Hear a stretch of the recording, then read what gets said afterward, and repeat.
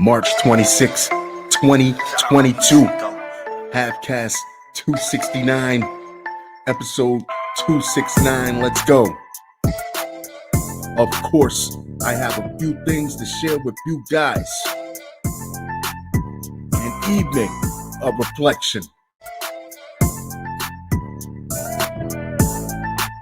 Shall we?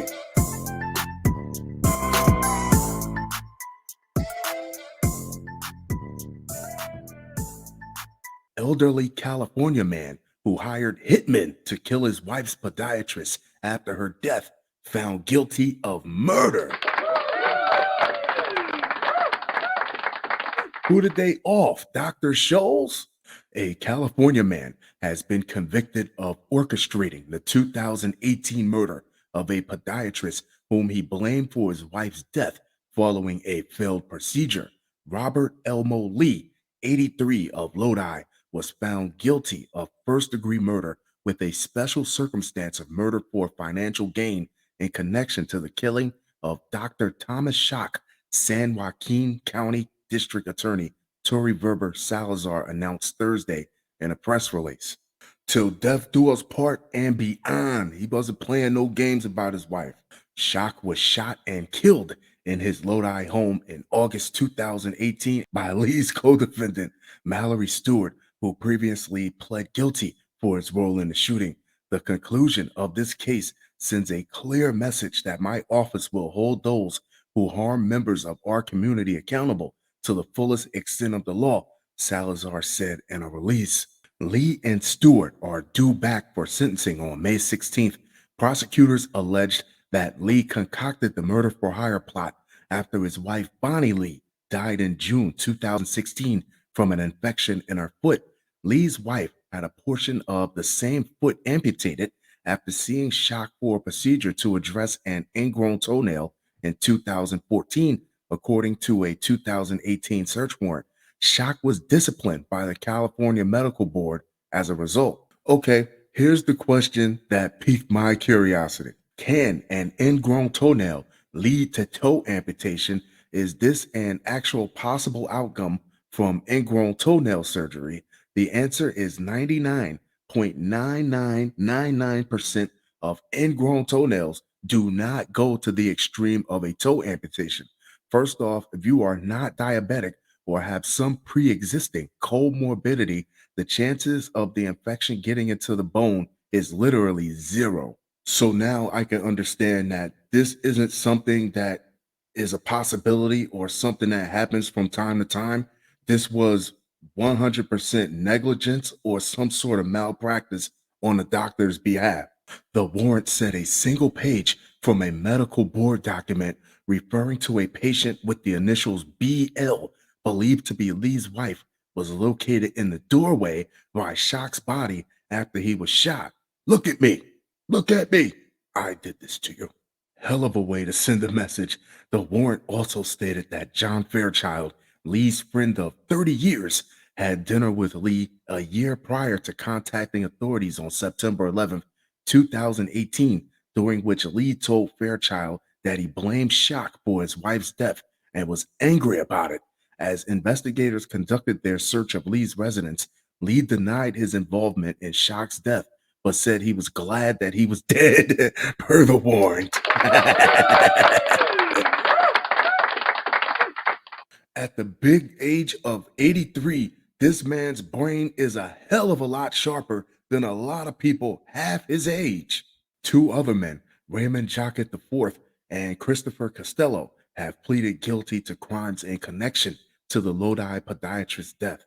In July 2019, Jacket was convicted of second-degree murder, according to KRCA. Jacket, who was the alleged getaway driver, was sentenced to 15 years in prison that December, CBS Sacramento reported.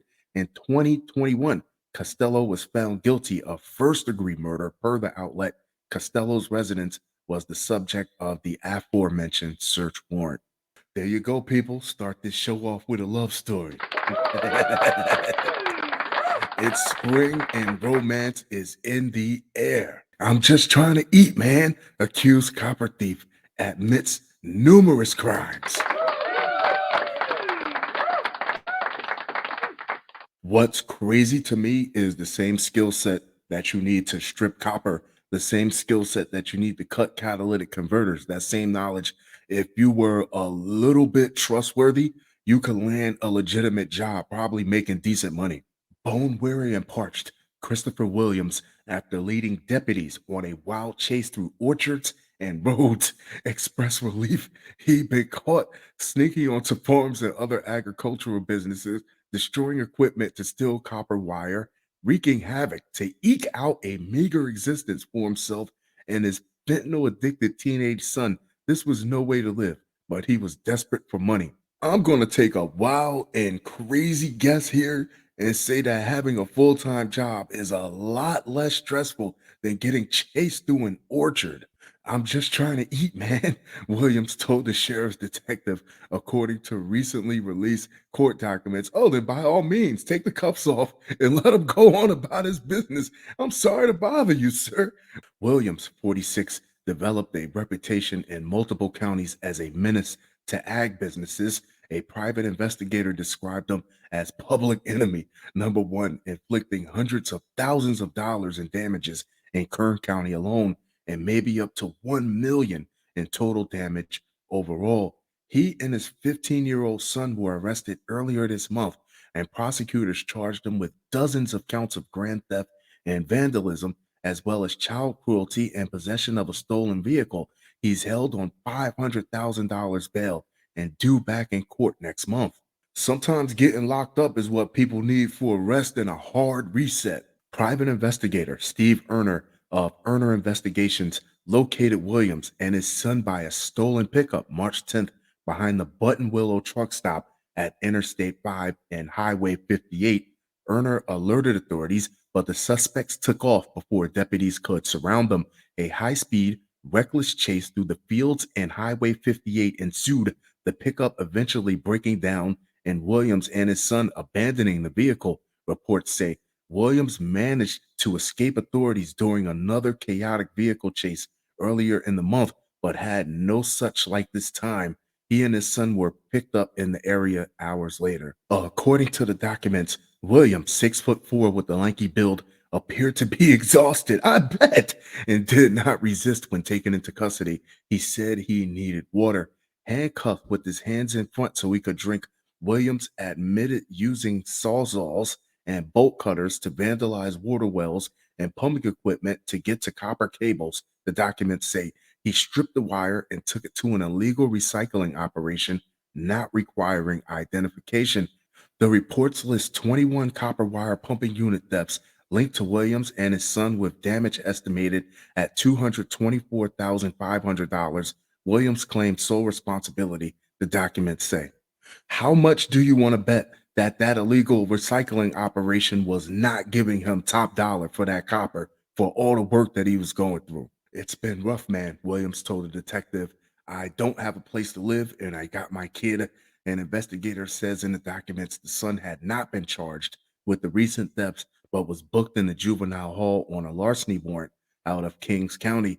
The teen has a drug problem and hasn't been to school for roughly a year and a half.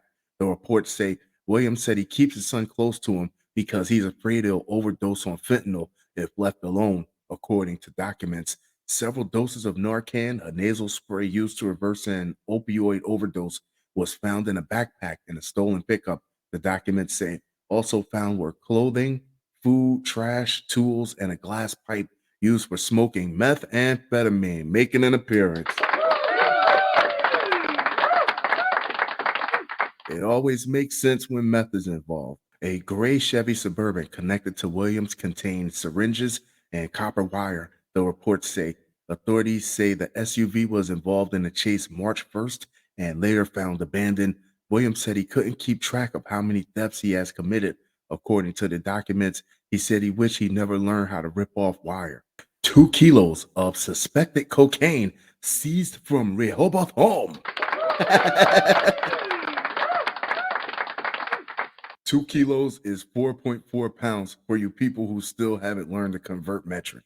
Police are investigating after finding a large quantity of suspected cocaine at a Rehoboth home. Rehoboth police said they were tipped off about packages of cocaine being shipped to the Cedar Street address from Puerto Rico.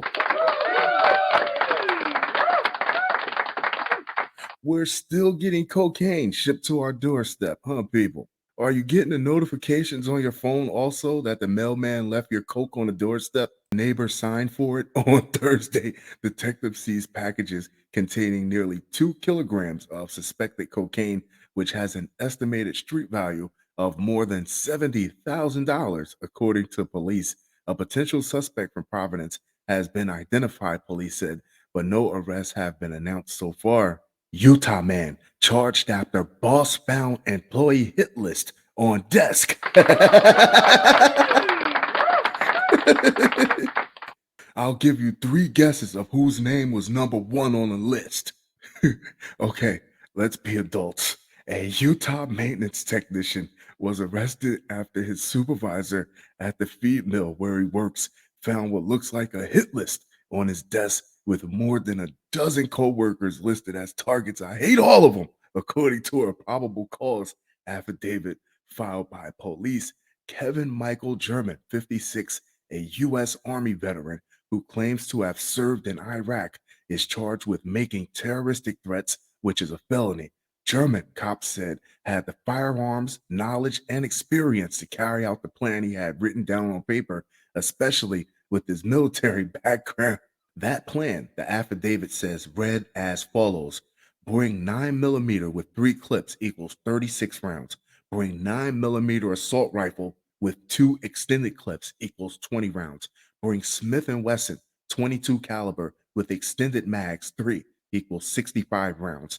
First take out 2 in shop 2, then take out whoever is in loadout 2, then the middle office 3, then whoever is in the hand ad area 2 or 3. Next take out skid loader operator, not the forklift driver, man. 1. Then he's by himself. Then the office take out 3, then 1 in CUG loadout.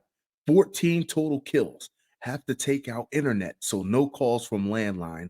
Build cell jammer, so signals could be jammed. If police arrive, take a position high up to snipe. Use 308 for this. That would be some cause for concern. German called out sick on Thursday, after which his manager discovered the note and called 911. The affidavit states, out of all that planning, no part of the plan says not to get caught planning the plan. Jeff stated that Kevin has been acting strange lately. He doesn't like you. It continues. Jeff stated that Kevin has been wanting to work alone. He doesn't like you. Jeff stated that 2 days ago, Kevin flew a drone around the work area doing recon. Jeff stated he then received another call from Kevin, and Kevin stated he was feeling better and wanted to come to work. No. Jeff stated this is not normal behavior. Nephi City police are currently sitting in front of Kevin's house and witnessed Kevin exiting a vehicle not registered to him and entering his house. Police got a warrant to search German's home and vehicles, and the SWAT team was called in to assist. In the house, cops say they found multiple firearms, everything on that list, including 3 9mm handguns with extended magazines, numerous shotguns, and an assault rifle. German complied with arresting officers and was driven to the Webb County Sheriff's Office for questioning. According to the affidavit, which was first reported by a local outlet, Fox 13, German told investigators that he wrote the note on Wednesday during his lunch break. He tried to explain that he was thinking about what would happen if they had a mass shooting and said he had recently read an article about mass shootings.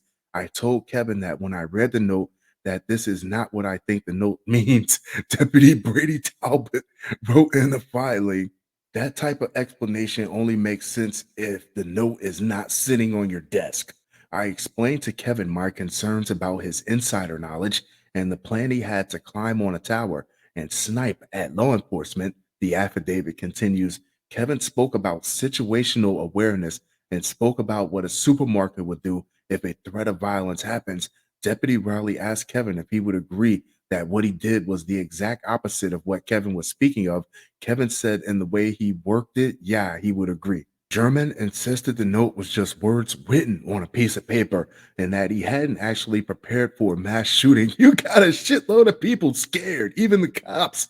At the same time, police stated in the affidavit that German has the knowledge and means to carry out the attack as he had written it.